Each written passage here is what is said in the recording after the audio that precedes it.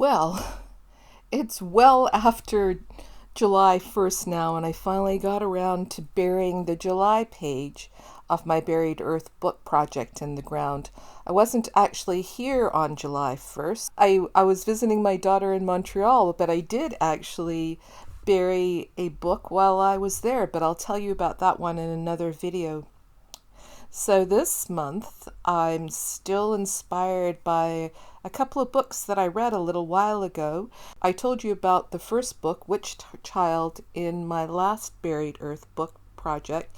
It's told in the form of a diary that was found sewn into a very old quilt, and I'm still taking inspiration from that and stitching on part of the quilt top onto my page this month. And the colors kind of reminded me of the Canadian flag, and I thought, well, that seemed rather fitting for Canada Day.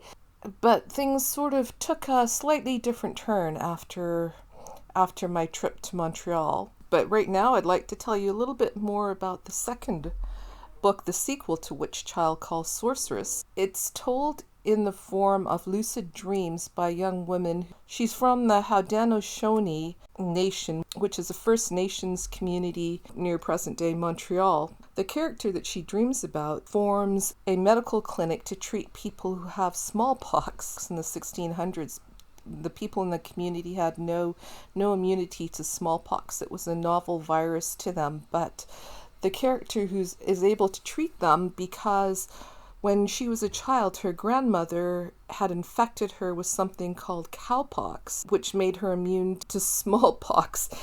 And I find it ironic that, in this year we're dealing with something called monkeypox, which is also related to smallpox and chickenpox and cowpox as well.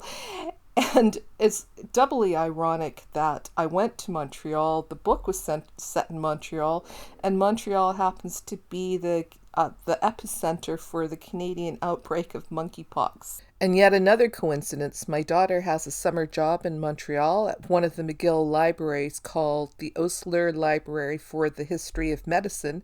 And one of the highlights from my trip really was getting to visit the library. And here's a peek of just a few of the things that I saw. So I'm thinking about health, and I've decided that I want to put the symbol of the Red Cross on the piece that I'm sewing today. I'm thinking about symbols as well, and in some countries, the Red Crescent is used as a symbol for the health for the health organization that we call the Red Cross. So I couched on a red crescent into my piece as well.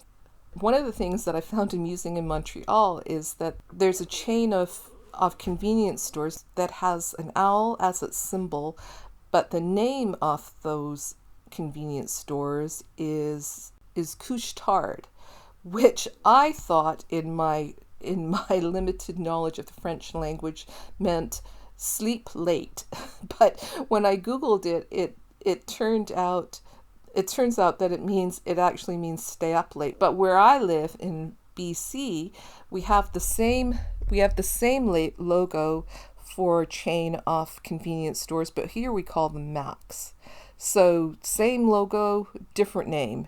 And in the case of the Red Crescent and Red Cross, same organizations, different names. So the patch that I'm adding on top of the piece that looks like the Canadian flag is something that I've been thinking about as well with a lot of the things that are going on in the world. And it's a patch that I bought in Montreal at an anarchist bookstore.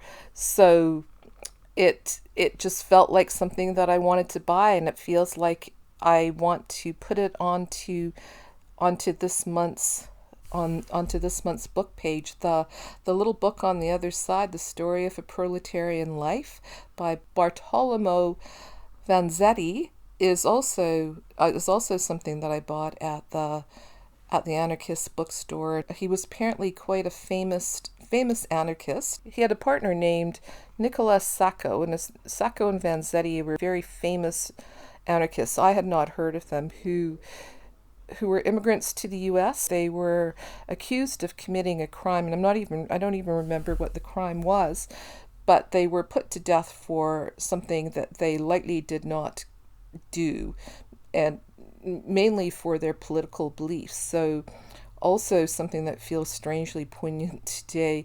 And if you're interested in this story, I found out that there's something called the Anarchist Library. So I'm thinking a lot about this month. I'm thinking a lot about the things that are going on in the world, and I'm also, like I did last month, going to bury a message in this month's page. And the message that I've chosen for this month, which just really feels very appropriate with all of the things going on in our world right now, is healing. Healing for the people of the world, healing for our planet, healing for everything. And that's my wish that I have. And so this page is now pretty much done, and I'm going to bundle it up with some little bits of plant material that came back with me from Montreal. I picked up a piece of birch bark off the ground near this tree here, and one of the things that I noticed about this tree is people have been harvesting birch bark off it for a very long time. You can see where the rings of bark have been cut off it, but it's still growing. I've also picked up some petals off the ground in Montreal, and one of those I still happen to have in my book. So I'm including those. I'm including some of the bits of petals that I picked up and wrapping that in my page as well, along with the maple leaves that you may have noticed earlier in the video. So that is all going to go into the ground. And I had a question recently. Somebody had asked, what am I doing with this? Am I leaving all those pages in the ground? Yes, all of the pages from January 1st. So this will be the 7th page that I'm adding into the book this month.